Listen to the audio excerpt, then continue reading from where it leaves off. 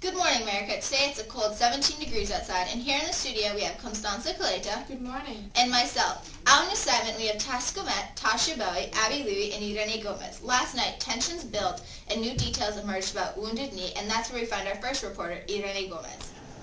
By December of 1890, the Indians in America had been treated very badly. The Sioux tribe was well off because they ended up losing their food source, buffalo, and freedom to be on their land. They were also forced to live in reservations because their old lives were gone. They decided to follow a preacher named Wovoka. Emissaries from the Sioux in South Dakota traveled to Nevada to hear his words. Wovoka told the Sioux that the dead would eventually come back to life. He told them that to make the event come sooner, the Indians needed to dance a ghost dance. In 1890, the Indians dance started to spread out to the other villages, and the whites started to have fear. The white people in the charge of the reservation got scared that the Indians could be revolting. They called for protection because they feared for their safety. They sent their order to arrest the Indian chiefs. When the first one was killed, Sitting Bull, Bigfoot heard about it and sent his people to seek protection. The U.S. Army found the band of Indians and brought them to Wounded Knee camp. The next day, Chief Bigfoot was dying of pneumonia when they heard gunshots. The Indians were scared, so they went to get their weapons. Up on a cliff, the U.S. Army was firing at the village. Many women and children had to hide for their lives.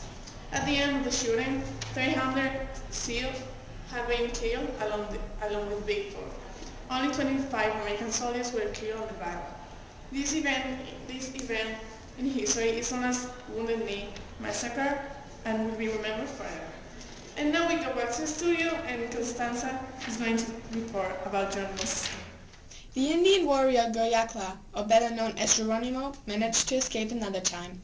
When his Chiricahua reservation was abolished in 1876, he and his tribe were forced to leave and were sent to the San Carlos reservation.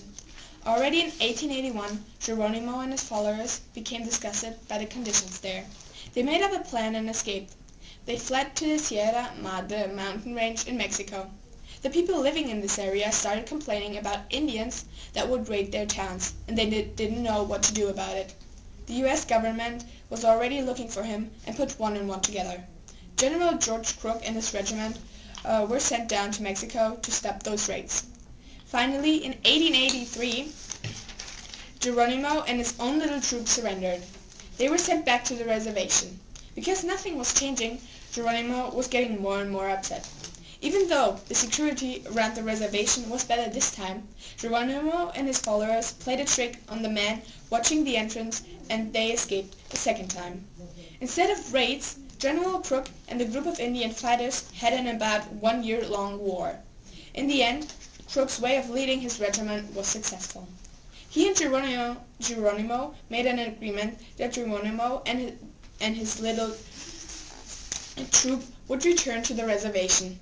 In the last minute, Geronimo changed his mind and ran away again. Crook and his regiment tried to catch him with a rain of bullets and a lot of screaming. Geronimo managed to get away.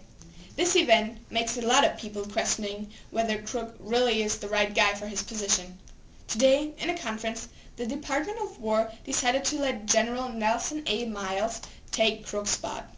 It really is an honor for me to get the challenge to try catching one of the most impressive Indian men in the history of America, and I promise that I will catch him or I will abdicate, because I would not be good enough for the high position the department gave me. That's what General Miles said after he's been notified of his new responsibility. We have faith in him.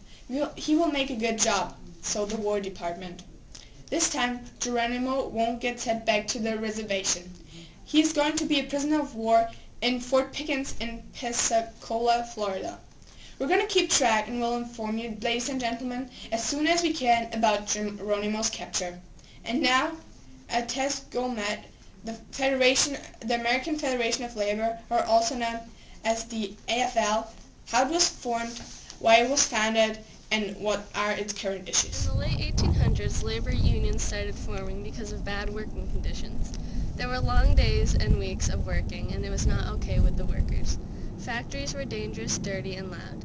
So new unions started to try to improve the working conditions, like the Knights of Labor and American Federation of Labor. After the Knights of Labor lost membership, American Federation of Labor became more popular and grew. To make working hours shorter, they supported an 8-hour workday. Their wages were increased and working conditions got a lot better. The three main goals were made which the AFL was trying to accomplish.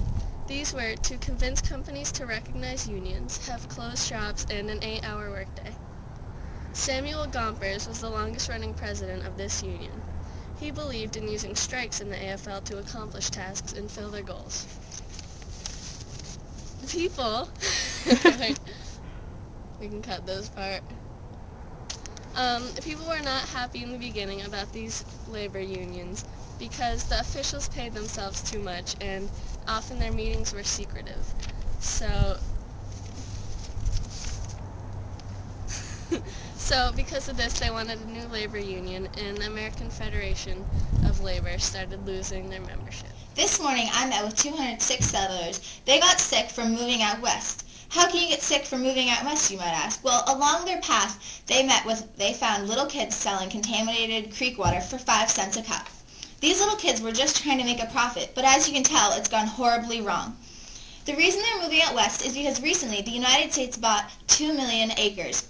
These 2 million acres under the Homestead Act, you can get 160 acres per person if farmed on for 5 years. This means that after 5 years you can sell it or you can pass it on from generation to generation. This will help develop the West, which most people are very excited about. A good way that the West is already starting to develop is by plantation owners moving out there and making new plantations. They're hoping that the heat will help crops grow better. Ex-slaves are also moving out there because the job search has decreased because of the Irish immigrants from the Irish famine, the potato famine. As you can see, many people are moving out west and they're getting sick because of it. This is a bad thing because approximately 12,500 people will be moving out there in the next few months. Sick people are not what our country needs, and moving out west should be fun and not sick. Now that the Civil War has ended, troubles for farmers are starting to come up. Farmers' crop prices are lowering while the prices for transportation of goods, seeds, and equipment is rising. This is a hard struggle for the farmers because the crops that they are growing, harvesting, and selling weren't making enough money to pay for the expenses of transportation. To start helping with these problems, the farmers started to create self-help groups. One of these groups was called the Farmers Alliance. The Farmers Alliance was made up of poor white cotton farmers from the South. The first Farmers Alliance was created in Lampasas, Texas. These farmers accused high shipping rates of railroads on their economic troubles. This Farmers Alliance eventually turned into the Populist Party, or also known as the People's Party. The president of this Populist Party was William Jennings Bryan, who fought to end the economic depression that these farmers were going through. The Populist Party slowly was trying to gain power from the Democratic Party. It started running in major elections and ended up losing. They never won any major elections, so the Populist Party was starting to fade. The popularity began to increase more and more, and now the Populist Party doesn't exist. Thank you and good night. As you may have noticed, our time is over for today. We will see you tomorrow with the latest news and the best stories. Happy holidays and enjoy your Christmas time. Bye! Bye.